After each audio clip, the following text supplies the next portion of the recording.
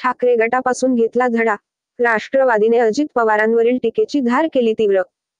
शिवसेनेच्या दोन्ही गटांतील संघर्षाचा निकाल विधानसभा अध्यक्ष राहुल नार्वेकर यांनी 10 दिवसांपूर्वी दिला. त्यातून धडा घेत राष्ट्रवादी काँग्रेसने आता उपमुख्यमंत्री अजित पवार यांच्यावरील टीकेची धार आणखी तीव्र केली आहे. यातूनच राष्ट्रवादीने सलग 3 दिवस अजित पवार यांच्यावर बोचरी टीका करणारे व्हिडिओ सोशल मीडियावर शेअर केले आहेत. जून 2022 मध्ये शिवसेना फुटल्यानंतर ठाकरे आणि शिंदे या दोन्ही गटांकडून आमदार अपात्रतेच्या नोटिसा एकमेकांना बजावण्यात आल्या होत्या. महाराष्ट्रातील सत्ता संघर्षाचा निकाल देताना सर्वोच्च न्यायालयाने 11 मे 2023 रोजी आमदारांच्या अपात्रतेचा मुद्दा विधानसभा अध्यक्षांकडे वर्ग केला होता. यावर बरोबर 8 महिन्यांनी निकाल देताना विधानसभा अध्यक्ष राहुल नार्वेकर यांनी दोन्ही गटांच्या आमदारांना पात्र ठरविले. विशेष म्हणजे केंद्रीय निवडणूक आयोगाचा हवाला देत शिवसेना संघटना मुख्यमंत्री एकनाथ शिंदे यांची असल्याचा निर्वाळा दिला. त्यामुळे अपेक्षेप्रमाणे ठाकरे गटाकडून तीव्र प्रतिक्रिया उमटल्या.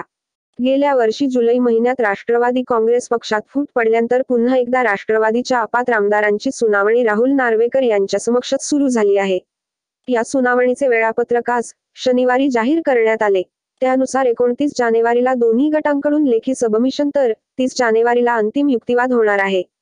त्यानंतर 31 जानेवारीपर्यंत विधानसभा अध्यक्ष नार्वेकर निकाल देणार आहेत. राहुल नार्वेकर यांच्याकडून ठाकरे गटाला मिळालेला कॉल लक्षात घेता राष्ट्रवादी काँग्रेस सावध झाली आहे. या पक्षाने आता आपल्या ट्विटर हँडलवरून उपमुख्यमंत्री अजित पवार यांच्यावर आता जोरदार हल्लाबोल सुरू केला आहे. गेले सलग 3 दिवस अजित पवार यांची जुनी भाषणे किंवा दृश्ये एकत्रित करत राष्ट्रवादीने बोचरी टीका करण्यास सुरुवात केली आहे. अजित पवार गटाच्या महिला आघाडीतर्फे 2च दिवसांपूर्वी मुंबईत मेळावा आयोजित करण्यात आला होता. त्यामध्ये राष्ट्रवादीच्या नेत्या रुपाली चाकणकर यांनी उपमुख्यमंत्री अजित पवार यांचे कौतुक करताना त्यांनी मुख्यमंत्री व्हावे अशी भूमिका मांडली.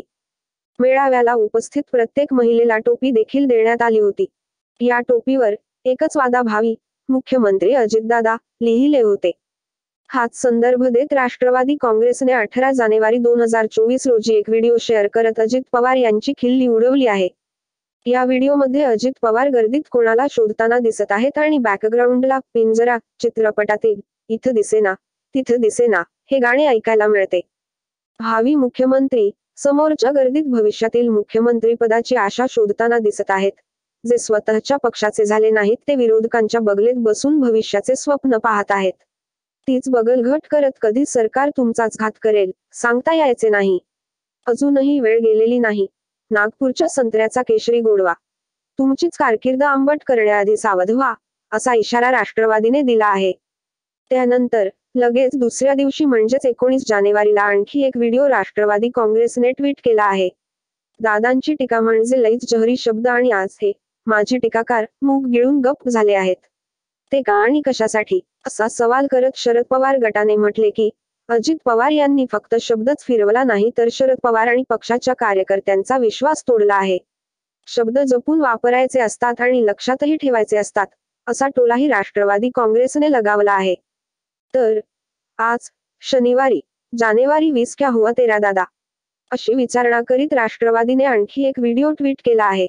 राष्ट्रवादीने अजित पवार यांनी सत्तेत सहभागी होण्यापूर्वी केलेल्या भाषणाच्या क्लिप एकत्र केल्या आहेत. माझ्याच बारामती परिसरात येऊन भाजपाने धनगर समाजाला आरक्षणाचे आश्वासन दिले. त्यामुळे फडणवीस त्यांच्या कार्यक्रमाला गेले की गाणे लावले जाते. क्या हुआ तेरा वादा असे ते म्हणताना या व्हिडिओत दिसतात. जाती, धर्म आणि पंथामध्ये दुरावा निर्माण करून आपली पोळी भाजण्याचे काम शिंदे फडणवीस सरकार करत असल्याची टीका अजित पवार यांनी केली होती. हाच संदर्भ घेत राष्ट्रवादी काँग्रेसने त्यांना सुनावले आहे. उपमुख्यमंत्री देवेंद्र फडणवीस यांच्यावर एकेकाळी हटकून टीका करणारे अजित पवार भाजपाच्या फसवेगिरीचे वाभाडे काढणाऱ्या अजितदादांनाच विचारायची पाळी आली आहे. हे काय करून घेतले दादा असा खोचक सवाल करतानाच महाराष्ट्रातील जनता इमानदारांच्या आणि निष्ठावंतांच्या पाठीशीच कायम उभी राहिली आहे. हा इतिहास आहे असे राष्ट्रवादीने म्हटले आहे. एकूणच देशभरात राम मंदिर लोकर्पणाचा उत्साह ओसंडून वाहत असताना फुटीर गटाबाबत राष्ट्रवादी काँग्रेस आक्रमक झाली आहे. 31 जानेवारीपर्यंत ही टीकेची उत्तरोत्तर तीव्र करत अजित पवार यांना कोंडीत पकडण्याचा प्रयत्न राष्ट्रवादी काँग्रेस करेल असे दिसते.